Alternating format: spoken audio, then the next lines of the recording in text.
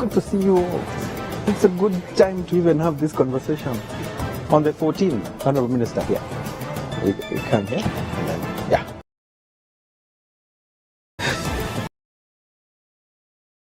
Right, thank you so much for making time. Thank you for allowing us to actually come into your living rooms, on your phones, wherever you are. I'm sure some of us are watching from different mediums. It could be your phone, it could be your laptop, it could be your television set. We want to say thank you very much for always choosing Rwanda Television and the Summit. It is the Summit of Clock. And every Wednesday we come alive, we scale the heights just to try and have conversations that matter to all of us. And of course, bring those who we believe have something to say or add their voices on these particular issues. We are a very interactive program or platform. And I can speak right now, we are live across all our digital platforms, including YouTube.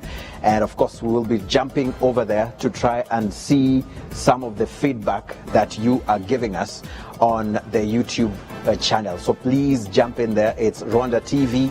Go over there. There's a live session that is on right now. Please join the community and we'll be able to be happy to read your feedback on the subject matter that we'll be talking about tonight. Oh my God, it's 14th of February. Yeah, so we also want to hear your shenanigans, the Valentine's Day shenanigans.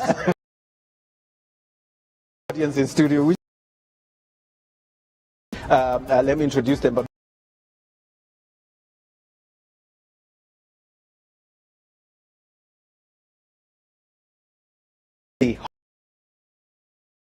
Youth and Arts coming on the show for the very first time. It's been a long time coming. Honorable Minister, thank you for making time.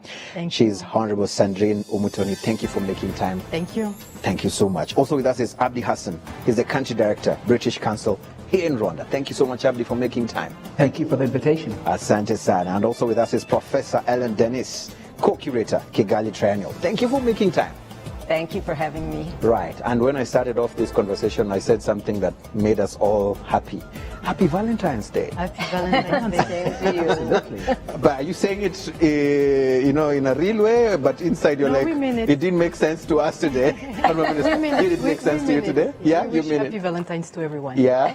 It's a great company. Yeah. I'm with you. I'm with the Honorable Minister. I'm with Ellen. Yeah. So yes, I have a great excuse for not being at a Valentine's dinner. That says a lot. Saying a lot without saying it. Yeah? How about you? I'm happy to share my hearts with you. Right. Thank you so much all for being here. So we're going to be talking about a very interesting conversation, a conversation that we said even before we came alive here on set, that is something we've been talking about. I think personally for the last 17 years that I've been within this media industry space, it's a conversation that today I'm sure those within the arts space are feeling finally our time is finally here. It's our turn to be talked about. We're going to be talking about where arts, knowledge, and the economy converge. It's a very important conversation, but we're tying it to this very huge cultural and creative activity that is coming to this particular country. But Honorable Minister, I want to start with you first of all. What's the vision of the country? For someone who's watching us tonight, and probably they've been seeing a lot of movement here and there, but they want to know, where is the country heading when it comes to those within the arts space? Once again, thank you so much for the invitation. Karibu. And greetings to my co-panelists. Yeah. So the vision of the country is about promoting the creative economy. As you know, Rwanda is following the National Strategy for Transformation. We are now going into the National Strategy for Transformation 2, NST2, towards Vision 2050. And in Vision 2050, we are putting the creative economy as one of the key areas for economic development. Yeah. So it is definitely a moment that is important for the artists, important for the cultural managers and us policymakers, to make sure that the Vision 2050 that we are going towards, we actually realize this vision that we have of promoting the arts, promoting culture, and ultimately showcasing to the international community, the rest of the world, that Rwanda has something. Right. Rwanda is coming from a very deep heritage. We have very strong values. They are still inspiring our economic development. And now we are saying we still have many priorities that we need to really focus on. And creative economy is now really shining even more and given more attention and given more investments. Right. I'm going to go to Abdi, and then we'll also hear from Prof. Ellen. But before I go to them, Honorable Minister, is it time now? Do you feel it's time for parents not to tell their children, you want to kill me when they ask them, when you grow up, what do you want to be? And then the kid says, I want to be an artist. We've had parents who say, do you want to kill me? Yes. Am I paying all the school fees for you to do things which... around. Yeah. I believe that there's definitely still need for conversation in the community so that people understand that you are able to live off your art, that you can actually generate income, that you can uplift others. And we've seen that in one of the programs of the ministry that we're implementing in partnership with the Imbuto Foundation called Art Rwanda Ubuhanzi, where we have seen young people as young as 25 years old now employing other young people. So now when you go to your parents and say, I want to be an artist, I'm assuming the conversation is still ongoing, so some parents may still have some hesitation, but at least now we can come with more examples that it can work and that you can actually allow your child to explore their creativity. Yeah. Abdi, allow me today. I won't come to you. Usually I go like this, then come back. I'm going to skip you for very deliberate reasons for now. And we're going to Professor Ellen. Prof, how significant is this conversation, especially within the arts space? You've been seeing them, you've been observing their growth, you've been hearing their cries, you've been seeing their success stories. For those who might not understand the significance of saying my child is going to go through the arts profession, what do you want to tell them tonight, especially on the significance of the arts?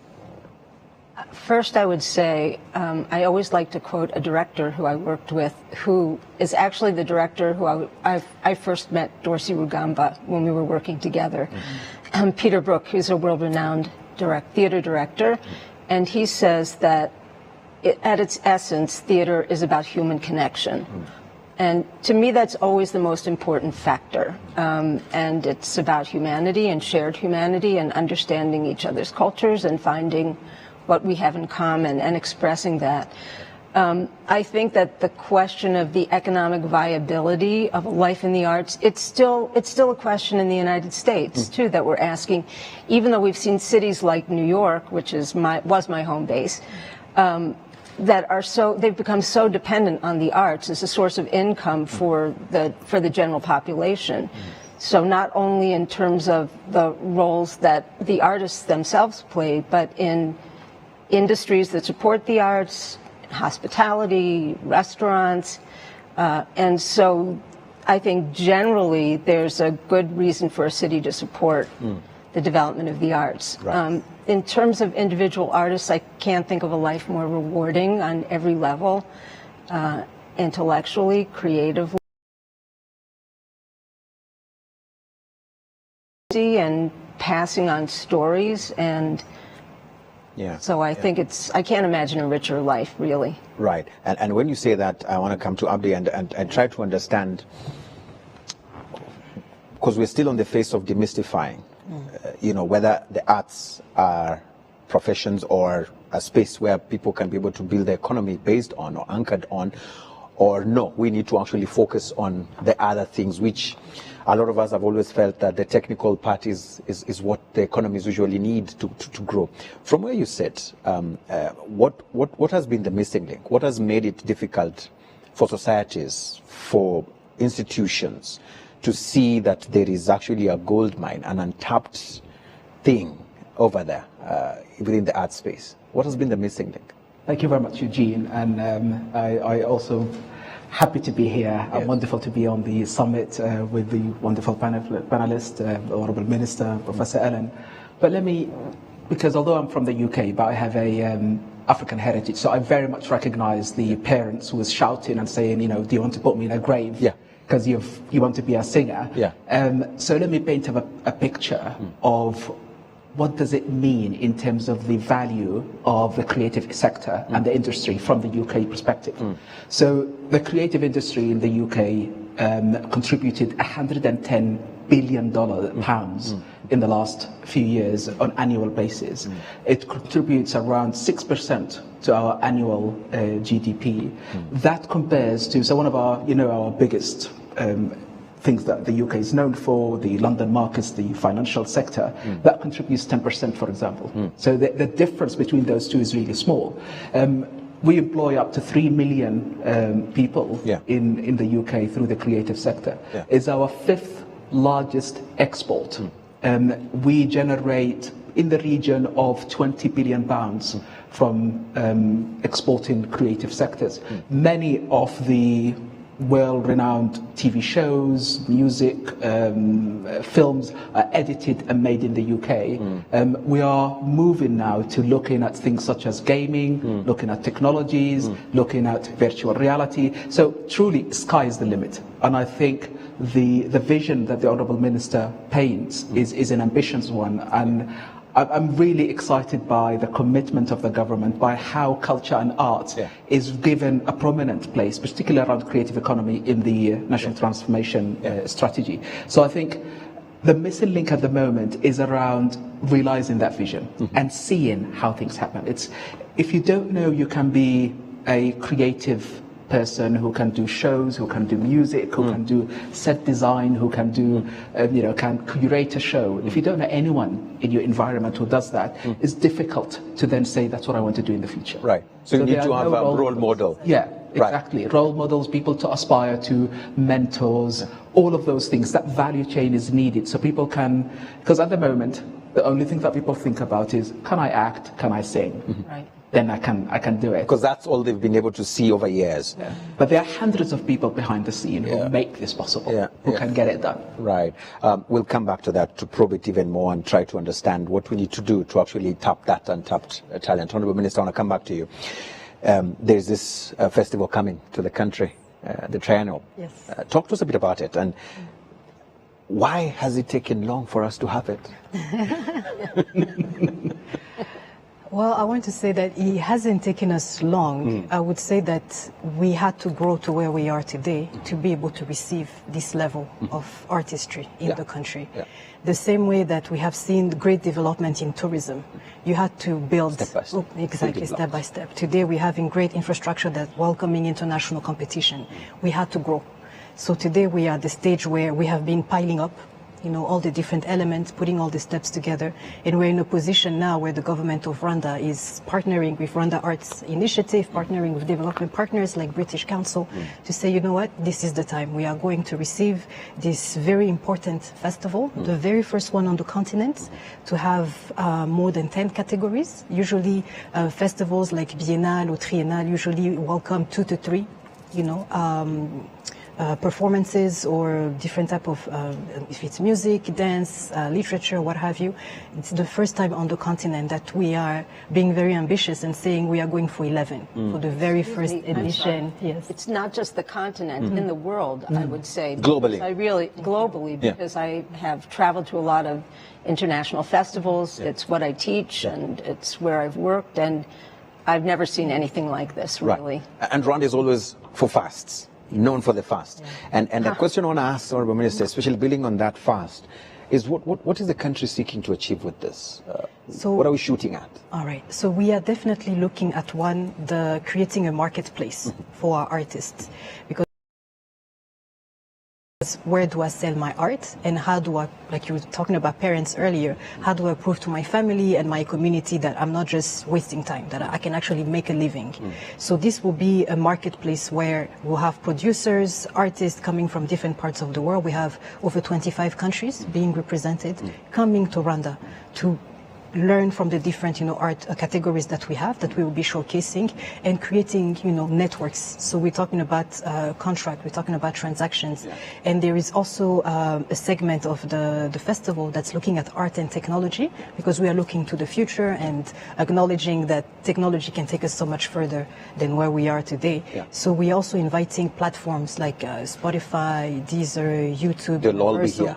They will be here. So we are talking about monetizing content creation, because as we know on the continent, unfortunately, we still have huge challenges. Sometimes I want to say frameworks are not always in place to allow content creators to make money from where they are. We hear of people having to create addresses in other parts of the world so they can receive money.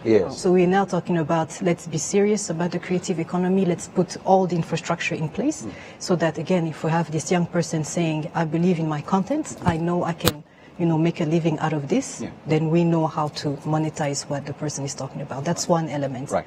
The other element is actually the creation of cultural spaces.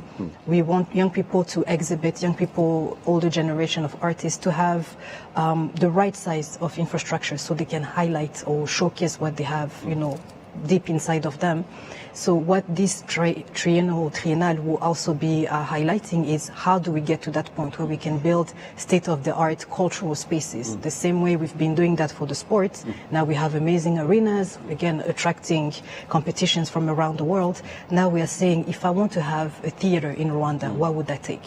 What kind of expertise do I need so that, again, I can attract international productions to come to Rwanda, have areas where young people, regardless of the means that they have, they know there is a place where they can go and record, for example. They know they have a place where they can, if they're into filmmaking, for example, they can have access to post-production, facilities. So I would say those are the main two. Of course, Prof. Ellen will go into more details, but I want to say those are the main two. To monetize, so create a marketplace for our young people, and then continue the conversation for how do we build the right cultural spaces, because that's where everything will be thriving. Right. I'll come back. I think that's an important bit, just if I may add, is what the Honourable Minister has said, which is really important. This is Rwanda saying we are open to the world and we are open to engage in the creative sector. So it's in addition to the very important things that the Minister talked about, but actually it's Rwanda, as you said, is known for first. It's fast-paced, it's excellent, can achieve. But this is also a real commitment by Rwanda Arts Initiative, by the Ministry of Arts and Youth and the British Council and other partners to say, not only to the young people in Rwanda, but across the continent, as far as places like from the refugee camps in Lebanon and different places, we are open to engage. We're here to support and develop. Right. I know there are many development partners in this country, and for sure, not all of them are taking part in this project. For you, as the development partners who are actually in this as the British Council, what is it that is pulling you to say, look, the moment the person who reached out and said, would you be happy to be part of this? What made you say, yes, we certainly want to be part of this? Well, actually, before that, the question becomes... You insisted? Yes, now let's hear. But taking a step back, so the British Council is the cultural organisation of the UK. Our mandate is two areas, arts and culture and education. So it is, what it came together is, I've been in Rwanda for roughly 8-9 months, and there was a lot about what can we do in the arts and culture space, how can we engage, what can we work with, and since we've had the Honourable Minister, particularly in charge of the arts portfolio, I can see a real step change and energy and excitement. So it wasn't really a difficult yes. It was a very quick yes, absolutely, we want to take part. And there is something I wanted to pick up on what the Minister was talking about in terms of what is the Triennial trying to achieve. We've done a mapping exercise that took part around 200 young artists in Rwanda in November. There were 5 areas, and it's quite wonderful that the Triennial is answering all of those 5 areas. The number one concern was job creation, livelihood and job creation. How can I make money out of this? 40% of the young people who are included in the arts and creative sector make around 1 million Rwandan francs a year. So if we compare that to a brand newly qualified teacher who makes around 3 million Rwandan francs a year. So absolutely, teachers should do that, but is the comparison of trying to make a livelihood, access to market, which is what this is addressing, creating a network and engaging with others and building an inclusivity and diversity, which is of course also as part of this triennale, inclusivity and diversity. Women are twice more likely not to be part of the arts and culture. They make less money. So out of this 40% who make less than 1 million, more than half are women. So there is a real disparity between, in terms of gender lines, for those who are in the arts and creative sector and arts with disability, which is also, we'll have some artists living with disability as part of that. And then finally policy, which is where the ministry is involved, is engaging. So the policy and the leadership here and the strategy is informed by research, by insight. It answers a real need. Yeah. And I think this triennale will bring over 200, 300 international artists. It's going to be a cross-fertilization of ideas. Yeah. And then you'll get some wonderful things happen. You never know where this will take us. Right. But this is really exciting. I'll pick up from the where we never know where this will take us and bring Prof on this as the curator of this. What are the biggest KPIs for you, especially on ensuring that there is success out of this and there is sustainability, that this is not just going to be a one-off thing and we want to go back and say we had a very big dream, but we went to sleep to continue dreaming. What's a KPI? Yeah, KPI, key performance indicator, measurement tools. Yes. I am a producer in the theater and a professor, but I really am like a carpenter, and my work is like this: is using the tools to put everything together. So this is language that's not language that's common to me. Yeah. But I'm fascinated by everything that I'm learning. I mean, so far this has been such an education for me. Yeah. Of course, I'm so happy that you talked about the cultural space because we've been discussing this. And it's very important that artists have a home where they can go and feel comfortable in. It's sort of an excavation project for artists, always researching the work that they're doing, their ideas, experimenting. We're really focused on process rather than the final product. And it's necessary to have a space to do that kind of work in. So I, too, would love to see that happen here. Yeah. I am very hopeful. There was a lot of enthusiasm amongst arts presenters around the world in coming to see work here. Many people are not so familiar with work from East Africa. International presenters I know in other countries, everybody wanted to come. Schedules were very difficult. But it was really exciting to see the kind of fever that was exhibited once people learned about the triennial. And so I'm looking forward. I have a long list of people I have to report to. Yeah. About what was great and what, there's a lot of matchmaking involved because all kinds of work can be great.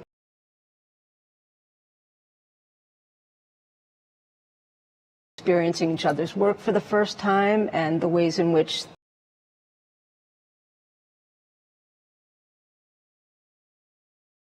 experiencing something new. And something really wonderful that happens sometimes at festivals is that work evolves spontaneously between people who haven't known each other before. So all kinds of things are possible. Right, all kinds of things are possible. I love the optimism. Honorable Minister, I come to you, especially going back memory lane in this country, in the history of festivals that we've had. I want to ask this because probably there's someone who has experienced all those trials of the festivals we've experienced. We're talking about FESPAD, talk about some of them, the name has just disappeared, but we've had several festivals in this country, and some of them never came back. They were good ideas that never saw the light of the day for a longer period of time. I want to know if this is something that is causing you sleepless nights in ensuring that this triennial is not the only one that is going to happen, and that all the KPIs are going to be met or probably even exceeded. How are we planning to ensure that there's going to be consistency?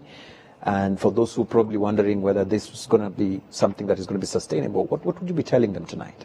So the first thing I want to say is, when it comes to the success of large-scale events like this, I want to say that the number one thing that people need to go in with is what is the end in mind? What are we trying to achieve? If we're talking about a festival for dance, for music, or different categories of art, do we want to put our artists to the, at the next level? So if we take a step back and look at all the past festival, it would be good to actually assess how many connections were made that are still ongoing right now. So even if the festival didn't come back, there were connections made that we were talking about. Artists made, signed some contracts. Others gained some visibility that they're still building on as they moved on, to the next part of their career. This being said, though, for this triennale, what we are really trying to put in place is a program. So beyond the 10-day event, we are looking at partnerships. Again, British Council, other development partners like FAO, who will be behind the culinary arts program. So really what has been going on between our ministry and Rwanda Arts Initiative and, of course, the city of Kigali hosting the festival is saying, what are our partners in this journey? Who are the people who have the same, objective as us? Who are the ones who really want to see the creative economy take off? So that we enter this festival already thinking at the end of the festival, how many contracts are we going to have signed? There is a study that Rwanda Arts Initiative will also put out at the end of the festival, I'm assuming a few months later, showing the impact on the economy. So all these things are elements that we have been discussing way before we even announced that the festival was coming in February. And again, I want to come back on the importance of partnerships. If you have strong partnerships and you have the ability of building the capacity of an artist, even if this specific festival does not come back, it does not mean that what happened in the festival is going to die away. Again, let's build on the connections that we have made. Let's make sure that our artists are also ready to know how to talk to their counterparts from other countries, so that they're able to say, okay, you know what, we met during this festival. There is something else happening 6 months from now. I will be present, and I will show you that the time you spent in Triennale was not, a waste of time. Interesting. May I add something? Yes, go ahead. Two things. I wanted to say that in addition to all of the performances that are taking place, a critical aspect of the program are workshops and forums. So these are opportunities for professionals from different countries to offer workshops in acting, in dance, I'm doing a workshop in producing, all sorts of workshops. And it's a great opportunity to begin to pass on information that's necessary to sort of elevate the skill level of people who are working locally and interested in lives in the arts. And I wanted to say about partnership, this is a little off point, but I think that Dorsey Rugamba, who's the artistic director of the festival and the founder of RAI, had a really, really inspired idea that I've also never encountered before, which is for each of the disciplines, he created curatorial teams. So he invited a team to curate each of the disciplines, one Rwandan and one non-Rwandan. And so from the very beginning, it was a learning process for both of us. I co-curated the dance program with Wesley Ruzibiza, whose work I didn't know before. He worked with Germaine Aquani, and he's now taken over as a co-director of the École de Sable. I knew her work very well, and I hadn't seen his work. And he introduced me to work from this region that I had never seen. I used to program a dance festival. I programmed 150 companies for a festival in New York, and these were companies whose work so excited me, and I wouldn't have known them if it hadn't been for Wesley. And I think that I was able to offer him conversations that he might not have had otherwise. So that was just, it was such a rich beginning to our to the process. Before you come in, just before you come in, maybe someone is watching and is saying, Anangwe, rewind selector, come back again. Tell us, when are the dates? When is this festival taking place? If I'm within the arts space, where am I plugging in? Maybe some of those that information will be very crucial, and then we can continue building up on that. Who wants to take that?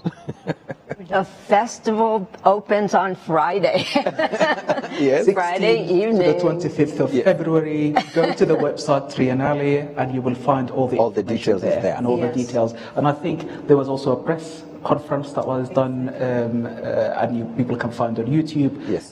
So yeah, because I have people telling me, I've been seeing festivals. Your festival Nichi, what is it about? And I think it's good because already people are getting to know that it's going to happen. Yeah. There is a fully fledged calendar on the website, Yes. and you could just download it, and it talks about all the different art sectors, where to go, how to join. It's one of the best organization in terms of festival and access to information since I've been here. And just to build that on that very quickly, in terms of, so the minister was talking about how, and the question about KPIs and what happens next. And I think the Triennale is really a very different festival, because from the beginning there was capacity building, there were master classes, there were forums, panel discussions, looking at actually what are the skills that those artists will go away with, and how can they build on it, and how can we give them agency. One of the things that we are committing as a British Council is that in partnership with the University of African, or the African Leadership University, we will be training 50 to 60 young people on our platform called So Creative Learning Platform. The platform looks at 4 things. It looks at how can you launch your creative enterprise, how can you scale it, how can you use it for social impact, and how can you engage with policy and policy dialogue. So at that, I'm also in discussion, and I know other international partners, MasterCard Foundation, IRM Bank, are all looking at actually investment and access to financing facilities. So there is a lot more than the showcasing of art, which is so wonderful and so important. But there is so much more that will happen in terms of actually getting things done and making sure that it will happen again and again, and there'll be success, long-term impact. Right. Interesting. Also, I'm sorry. Go ahead. Also, Yes. I wanted to add that we're mostly speaking about artists, but there are all sorts of careers related to the arts that are not just about the creative, the value creative chain people. of all this. But yes, there's stage hands, there are people working in sound and lighting, curators in visual arts, people who work in box office.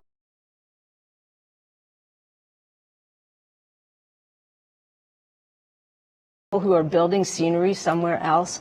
I mean, there are all kinds of, in every category, all kinds of related opportunities. Right. And as we talk about those opportunities, Honorable Minister, I want to talk about the policy aspect of all this. Because without a proper policy framework, then we lack a legal support framework for all this. Talk to us a bit about what the policy says, or what Rwanda's direction towards the creative arts is, not just those who perform, but even those who are involved, like Prof says, within the technical aspects. What are the incentives? If someone is watching us tonight and is considering to establish their, creative arts facility here, that includes the stage, lights, all those things, what are the incentives at play, and what does the policy say in terms of supporting this? So that's actually a loaded question, the policy one, because for the past few years, we've been actually looking at, the question of intellectual property. We know that artists want to be able to live off, like I was saying earlier, live off the arts. But again, as a creator, you want to make sure that you continue making money even after your artwork has been, put out on the market. So there is definitely an intellectual property, policy that's out under the mandate of RDB, Rwanda Development Board. But the conversation that we will have during this triennale is actually about how do we make sure that on a yearly basis, if you're a musician, if you're a filmmaker, that you will continue making money. So this is something that's actually discussed at the continental level. There is actually a platform for the promotion of copyright, intellectual property protection that actually will be addressed during this triennale. One of the elements is called the copyright-friendly label that we are seeking through this triennial. We want to make sure that the people who come and evaluate the festival will be able to say at the end of the festival, check, Kigali has respected all the copyright laws that we have around the world, which will also give reassurance to artists who wish to come and produce or have creative residences here in Rwanda to know that their work will be protected in that light.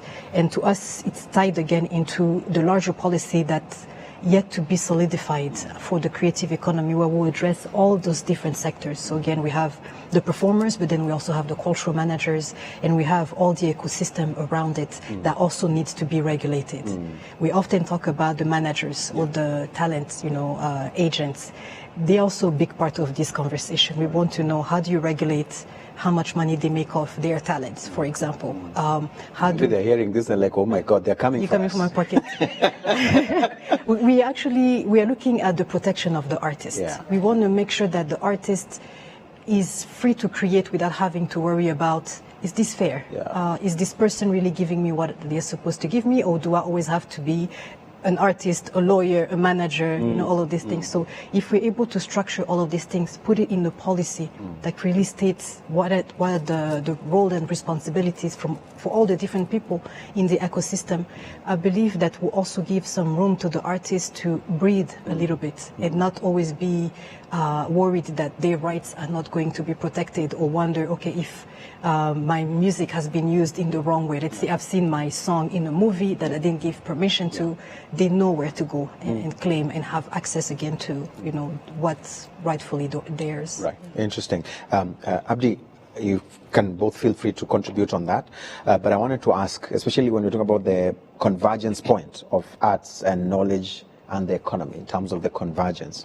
If we are to ensure that this sector plays a key role in the socio-economic development of our countries, what are the things that we need to do? Just three very important things. Policy is one of them.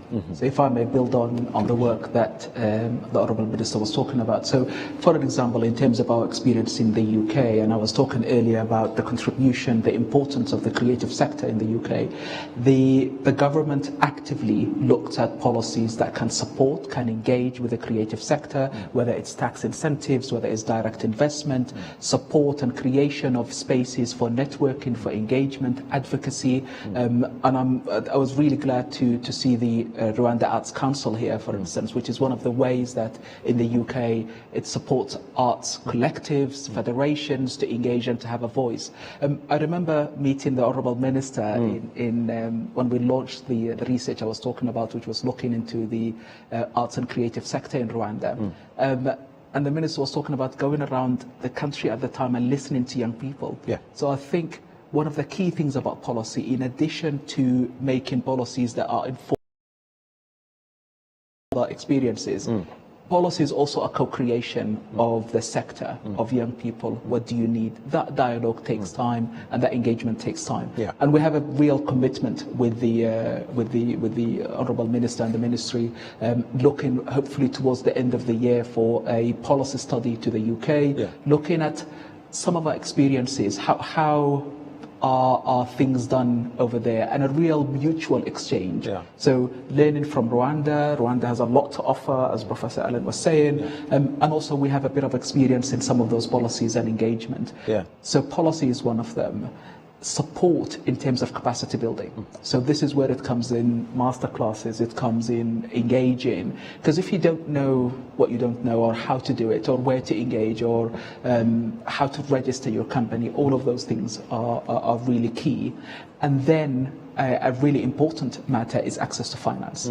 So once you have the policy environment and the ecosystem that is friendly, that is supportive, you know you have the skill, you have the network, you know who to engage with, and then you can think, okay, now I've put together a business case or a business plan or a proposal, where can I go to finance? Those are the three things you need to have a really vibrant and a fantastic creative sector. Right, Prof, take us to class. What do we need? The three major things.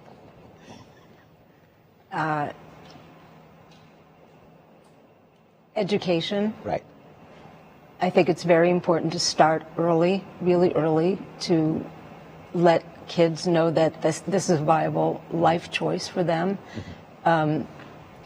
Financial security. 3, communications. For me, communication is critical. Right. Very important, so that people are able to know that these opportunities exist. They can also tap into them. And how. And how to actually do it. Right. Maybe let's go back to the Honourable Minister, especially when we're talking about the aspects of the contribution that the arts industry contributes to the GDP of the economy. I ask this question because sometimes those within the space feel misunderstood, or sometimes their contribution is seen as n'importe quoi. It's just too small, trivialized. I want you to talk to the nation tonight and probably convince those within the space to know that their contribution to the economy is very, very much appreciated. That's if you agree. Feel free to say no. How would you convince them in that sense? The creation of the space to actually practice their skills, their talent to earn a living. The regulations in terms of hours of working and when not to work, in terms of what they do. Maybe just talk to us a bit about that, and what is the policy shift, or what is the change that we will be seeing moving forward in terms of encouraging them to continue doing this? One core focus that we have right now is to say, if Vision 2050 is putting the creative economy as the key driver of economic development, now we have the responsibility to demonstrate to anybody who may be questioning that decision that it was not the wrong decision to make. Which means that through events like the festival that's coming up, but of course other activities that will be happening throughout the year, what we want to show again is the impact on the ecosystem. Prof. Ellen was saying just a few minutes ago that we have people who work around, the performances. Like today we have cameramen who are here helping us make sure that we make it. And we look good. And that we, thank you.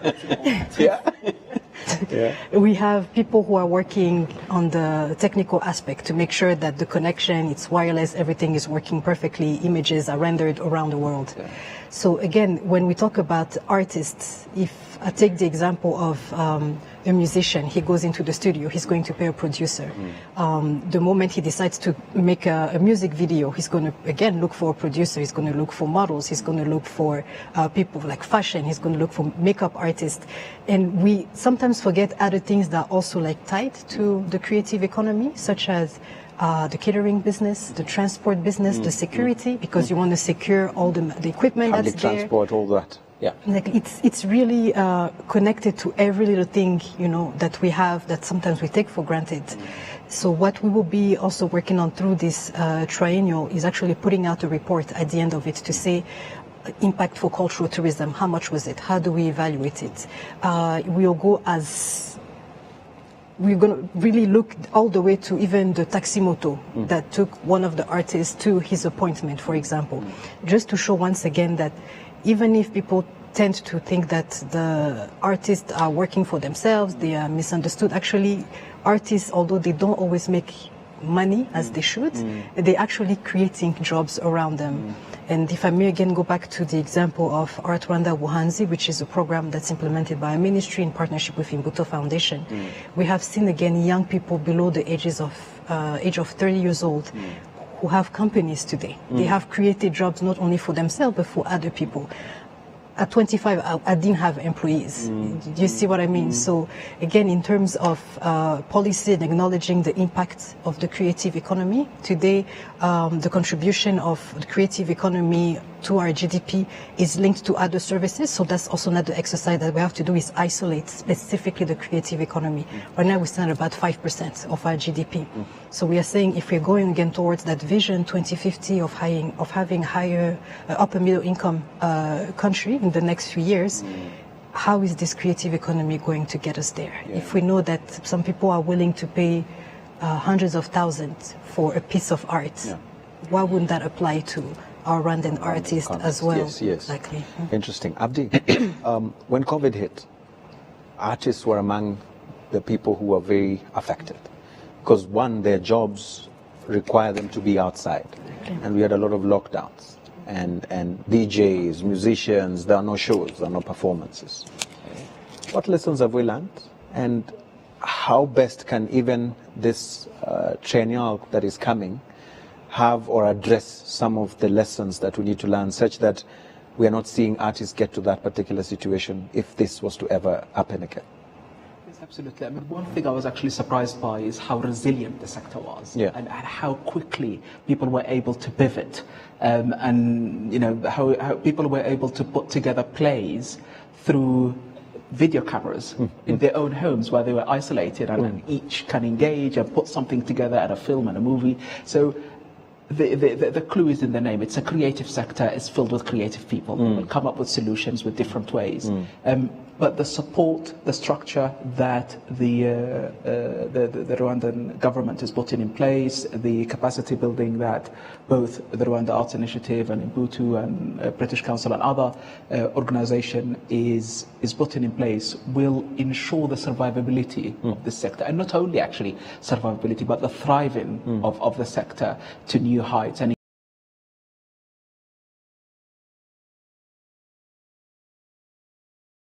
the fact that it contributes 110 billion pounds to UK economy. Before I came to Rwanda, I used to work in Iraq with the British Council, and we used to have an artist who used to take part in some of our programs, and he would doodle, just make doodles. So we've asked him, as part of the end of the year report, to make a doodle for us on the cover, which he did. And then this cover became really synonymous with this is fantastic doodle. Now he was commissioned to make a doodle for the Central Bank of Iraq in the foyer. So that wouldn't have happened if it wasn't those small connections here and there and touch points. If we look at so for instance, now talking about education, in the UK we have universities that teach game design and gaming. A simple matter of having a game, there is someone who's doing the music, the design, the painting, the writing, the script. There is so much is involved in that, and you bring lots of people with you along with all of these areas. One thing that came out of this research is the fact that is exactly what you were talking about, is people do not see artists as professionals. Yeah. They think it's a hobby. Yeah. Why do you need to get paid? You enjoy singing, you should do it for free. Yeah. And there is a mind shift in saying to people, actually, this is a skill that needs to be honed in. If you're going to pay to see a doctor, if you're going to pay to see a lawyer, you should pay to see an artist. Yeah. And they would argue that we are giving you a platform. You're going to be known, and they won't pay you. And to that, we say you can do both. You can do both. Give me both. Give me both. I would also say that at this moment in time, particularly post-COVID, we call this a festival because it's a festive occasion. And this is a moment of celebration. It's a celebration of the city. It's a celebration of the people of Rwanda, of the artists, of our ability to come together as a public and as artists. By nature, the theater and dance are collaborative activities. It's a moment when we're free to work together again, live and in person, and it's really a moment to celebrate. And I just don't want to miss the opportunity to say one thing, which is that many of the events on the festival, on the triennial, are ticketed events, and you can learn about that on the website. But there are also many things happening that are free to the public. So we have activities going on in both of the car-free zones. And also, I really encourage people to just come down to the KCEV site because there's lots going on. You can watch the workshops. This wonderful choreographer, Faustin Linyakula, who's Congolese, is giving a 6-day workshop that will be fascinating to watch, and you can stay and observe it. And one of the reasons I came for the fashion shows. There'll be fashion on campus and all sorts of activities. And so I really encourage people to just come down and enjoy it. Right. We're going to be reading some feedback in just a short while. I'm told that they're coming in thick and fast. We're going to read some of them. But let's talk a bit about the aspect of partnerships, Honorable Minister, especially with private sector. A lot of people say, hey, government can do everything. You can't be everywhere. Sometimes they say, but private sector is not doing it, so someone has to do it. Where do they come in? Where does the private sector come in? What would you want to see from private sector, especially in building the creative space? So let me start by saying that for this triennial, we did get the support of the private sector.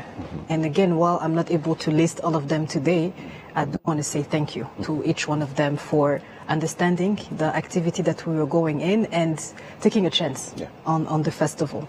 So the private sector is present in this triennial, the same as the development partners and of course different institutions from the government. So the private sector is, I want to say it's the consumer, of artistic performances. So again, the effort that we have to do on our part as the policy makers is to bridge that gap, and really go towards the private sector and create partnerships with them so that, again, we can make sure that if somebody has a hotel and they'll be playing music the whole year, that there is some kind of income that's given to author of these songs that are being played.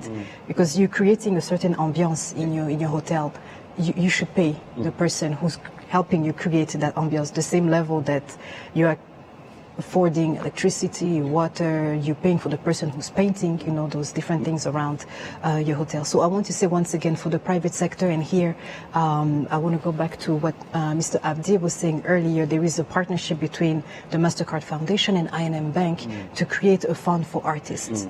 At the continental level, we do also have continental banks that have again understood the importance of the creative economy and have made available up to like $1 billion per year, and they're inviting people to come and pitch their projects. So the private sector is part of this journey towards strengthening the creative economy.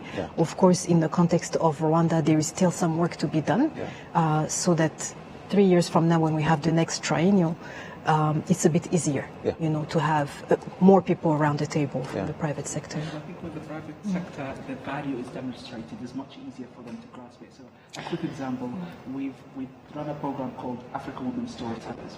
We've done work with Ilum Creative Studios. We've trained 40 young people in how to tell a story, how to film, how to engage. And then 3 of them and 2 young women recently performed in a business summit. UK was organized by the British High Commission, had many businesses from the UK, was attended by His Majesty's Envoy to Trade. And that was fantastic, seeing the creative economy come into the business. Yeah. It's wonderful that marrying and engaging with yeah. Interesting. It's not magic. I just moved and I'm here now. I was listening, everything. Yeah. Prof, especially on the aspect of private sector, but majorly on collection of what belongs to the artists. That has been a very big problem. Not just here in Rwanda, even in Kenya, there's a huge debate on the CMOs that are collecting. Is the money reaching the intended persons? This debate, how much will it have in terms of the space of the conversations at the triennial? In the United States, this is also a problem. I don't think it's specific to here. And one great I was so interested to hear what you say about copyright. There's so much focus on it here. And it's much more part of the conversation than even at home. And so there will be a forum that's open to the public that's focused on copyright. And so anybody can attend that. Anybody can attend that. Let me read some feedback on the YouTube live stream. That's where we're going to put our focus on tonight. Elisha Nyukuri says, VP Anangwe, VP, hi. Thank you so much. Mushambo Robert says, apart from showcasing this to the general public, is there any plans to introduce arts to primary and village levels around Rwanda? Honorable Minister, you want to say something on this? Yes, actually, from the 21st to the 22nd of February next week, there will be a group of artists going to Burera, Musanze, and Rubavu, so that they can also experience the culture from those areas. So this festival, again, we're inviting people to go to the website, kigalitriennial.com, so they can see the diversity of artistic performances or artistic categories being represented. One category has done the design.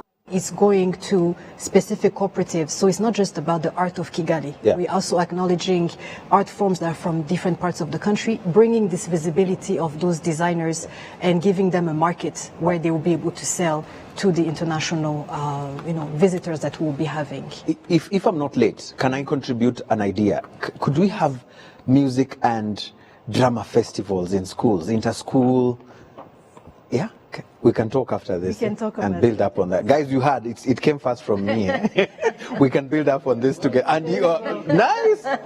Let's have that conversation. We need them. On that sort of the rural areas and urban areas, but just very quickly to mention outside the Triennale as the UK offer to Rwanda, we have the digital library. Anyone who has a smartphone, a connection of internet, and over the age of 18 can access music, festivals, concerts, cinemas, books, audiobooks, 100,000 resources through the British Council Digital Library. All what you need is free, absolutely free to access. All you need to do is just to go, search for British Council Digital Library, and you go, and the world is your oyster. Interesting. I love that. Let me read another one, just real quick before we go. I'm being told our time is almost up. We have Mushambo Kanzwagi say, we have a large number of talented artists around the country, but they lack platforms and amenities to put out what they can offer. I would like to ask the panel if they look forward to scouting. This is very interesting. Absolutely. Yeah, it's very important. Absolutely. This is just a beginning for us, and I'm looking forward to the next triennial. Right. Interesting. Let me pick your closing remarks, because I'm told it's time for us to go. Let me start with you, Prof. I just encourage everybody to come to the triennial, and thank you both so much for your support.